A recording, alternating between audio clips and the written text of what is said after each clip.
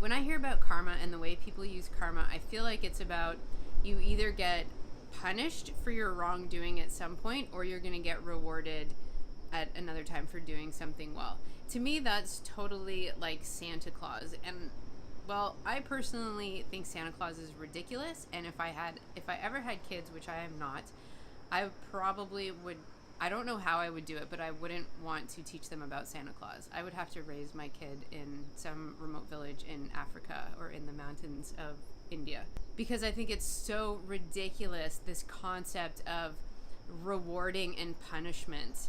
That's the duality of the world. You can't have one without its opposite. And I feel like people use karma as a way of reintroducing that concept into the land of form, except that they make God as the person who's creating the karma for us. And I used to do it myself. I totally used to do it. But I've had a few conversations with people about karma, and I've been thinking about it a lot lately. And this is what I've decided that I want to share with you, because I want to cut the crap around the concept of karma. I think it's so painful and ridiculous. Karma is not Santa Claus. What we think is what we create. All right, form follows thought. So everything that you see, every experience you have, is a result of the perception of your mind. So you're responsible for every experience you're having.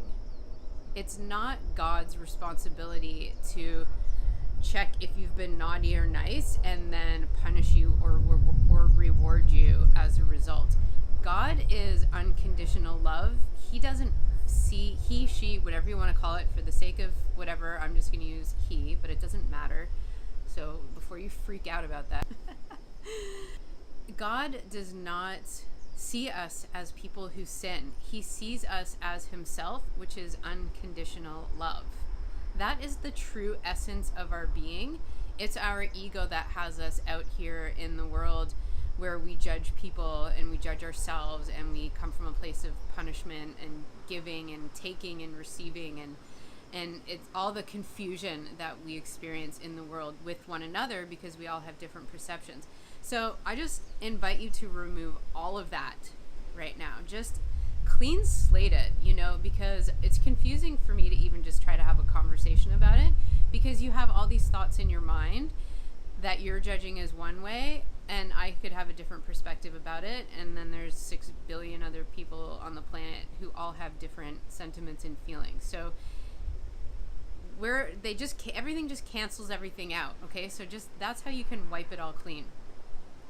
All I want for you in terms of karma is to understand that what you think is what you create. So if you believe in your mind that you had a wrongdoing, that you made a mistake, and that you need to punish yourself for it, at some point you will probably experience something negative, and in your mind it will trigger, oh, that was my bad karma for whatever I did. Okay, or the same thing for another person. I hear this a lot, like somebody did something really, really bad and they got away with it, but karma's going to catch up to them. And that makes you feel better, because you feel like you're judging them and they need to be punished for what they did, because how could someone get away with something like that? And you can go about life living like that. I'm not saying you can't, but does it feel good? I mean, you're here with Follow the Feel Good, and so I'm going to dispel anything that creates drama in your life, and I want to replace it with joy. Karma is something I want you to eliminate from your life and replace it with forgiveness, okay? Because instead of feeling like you need to punish yourself for a wrongdoing, you can just look at that mistake and own it and be like, I really fucked up. And you can do what you need to do to try to correct it, whether it's with having a conversation with someone or doing whatever you can do. If it's not possible to do it like that, either way, it's self-forgiveness. It has to be, I made a mistake, I wasn't in my right mind when that happened, and I need to forgive myself for it. And from that place of forgiveness, you'll cancel out any karma that you'll experience in the future. And it's the same with the good doing. You don't feel like you should be rewarded for doing something good. The reward is in doing good. That the reward is coming closer to God when you do something good.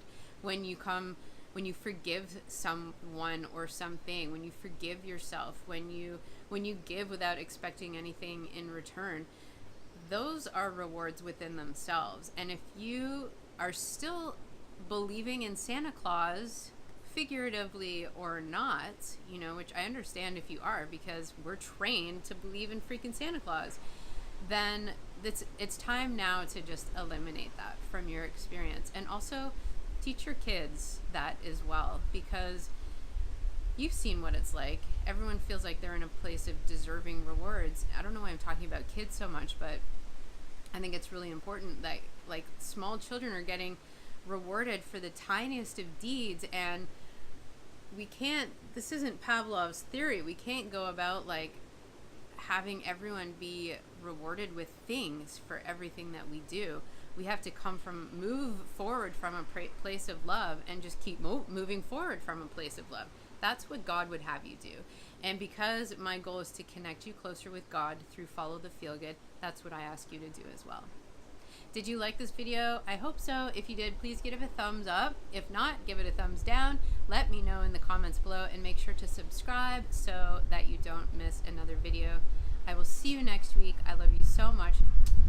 Don't force the flow. Follow the feel good. Aloha.